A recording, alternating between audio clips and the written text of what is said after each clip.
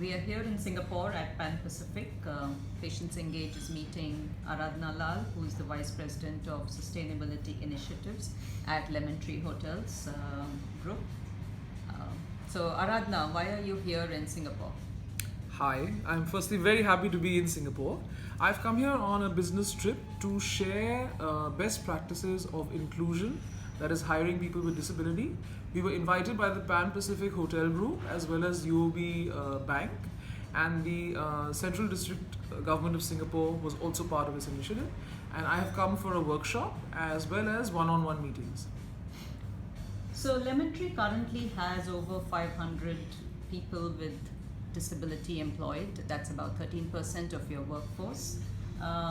What is your target over the next few years, and why do you think that's an important asset?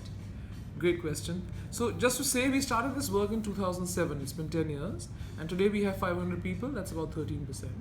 We are aiming to get to about 40 to 45% of opportunity disabled Indians. That's a slightly different take on this definition.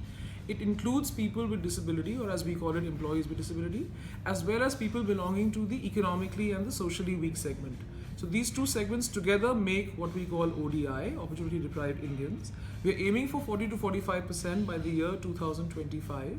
And given that we're the fastest growing hotel group, our employee base of 4,100 right now will easily cross 12,000 or maybe more by that time. So you're talking about 45% of that employee base.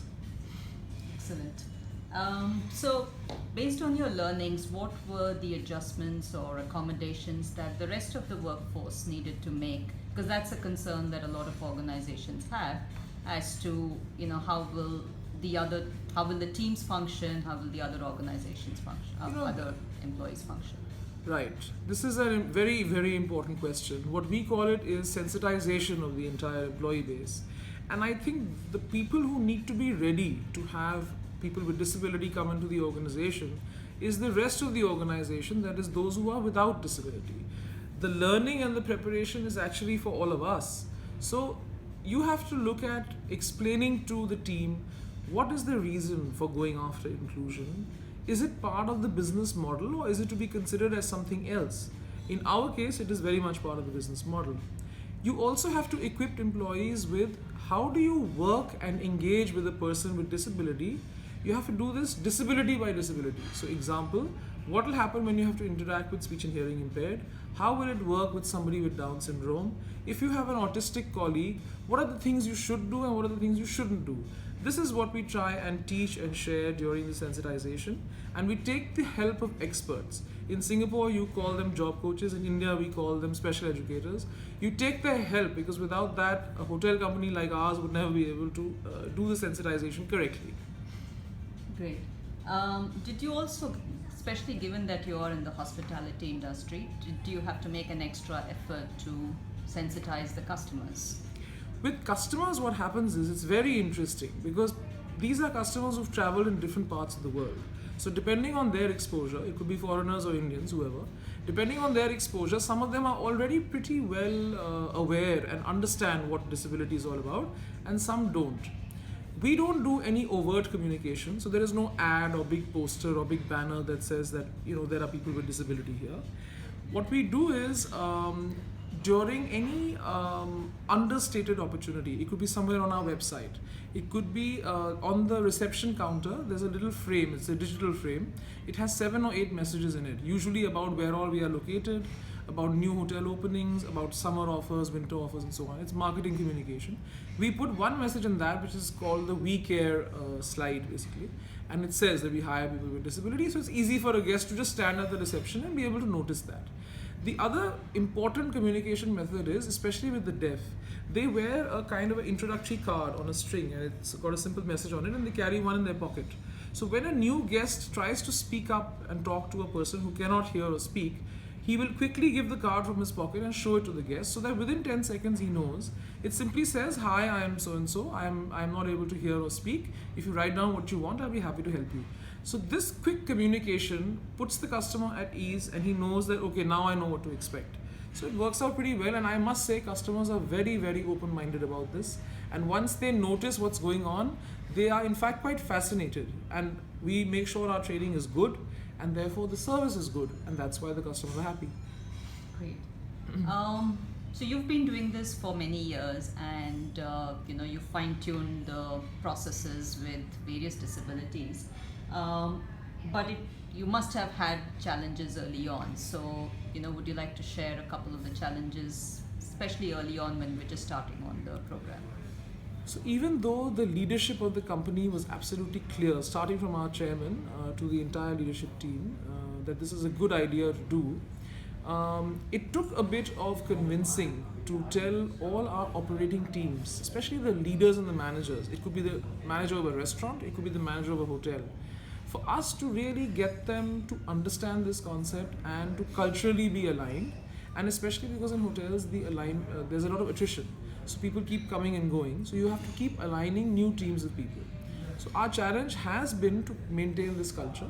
Secondly, there are certain adjustments we have to make in the workplace. So the challenge is to manage to run a 24-hour operation, a morning shift, afternoon shift, and night shift, without putting undue strain on a person with disability, and very interestingly, without putting undue strain on a person without disability. So it takes a lot of planning and understanding. I think a couple of final questions for you, Aradhana. What is your message to people with disabilities who are not sure whether they should enter the workforce, or even their family members who are trying to be protective and are concerned about how the person will fare in a corporate environment? I understand this reservation, but I ask you a question. If you are a person with disability, or you are the mother or the father of a person with disability, is it not important to be independent, to have dignity, to be able to earn your own money so that you can take care of yourself? Of course, your parents are there, your family is there to take care of you, but there can be a time when you might have a reason to take care of yourself. So if you start this journey early, when you're maybe 20, 22, and you learn how to adjust to the corporate world, would that not be the ideal place for you to be? And I can tell you one thing, when you're in a team of people who are similar ages to you, and when you're like-minded, and when you see how many different abilities are around you, it's pretty exciting. So I can just tell you that I think anyone with disability can do this. We hope more and more people do it. And your message to corporations again, or organizations who think they should be doing it, but again are not sure as to how to go about it, or whether they should just treat it as a CSR activity. Again, what's your message? So the first message I have is, it is not a CSR activity. And at the workshop that we had in Singapore, and there was about 120 companies there, I was very clear about this. It is actually a business model, and there is very valid and clear business sense. One is to do with employee engagement. The rest of your employee team will be better engaged, proud, satisfied that they work in an inclusive company, and they get to work with different kinds of people. They can teach them, of course, and beautifully they can also learn from them. When you look at it from an attrition perspective, people with disability, their attrition levels are lower, they stay longer. When you look at it from focus and operational efficiency perspective, people with disability are able to focus better, because for them getting a chance is not so easy. So when they do, they really treasure it, and they're very earnest about it. And also sometimes their productivity, like for instance in our case, the deaf, the speech and hearing impaired, seem to be clearing more rooms than the hearing people in our housekeeping team, and the efficiency is to the order of 15%. They do 19-20 rooms versus a hearing boy who does 16-17 rooms. There is a difference then in that case.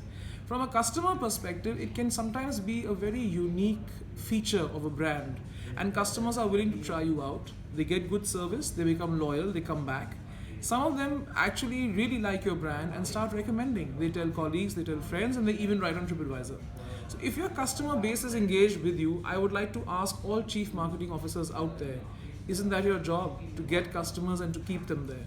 So I think this is a very valid business reason, and I have this message for the companies in Singapore and certainly in India, that please try it, do some trials, do some traineeships, you'll work it out for yourself, and then go for inclusion all the way. Thank you. Thank you, Aradhana. I think this is a very important message, and we hope more and more organizations and more people with disabilities Yes. get employed. and have productive lives. Thank you once again. Thank you.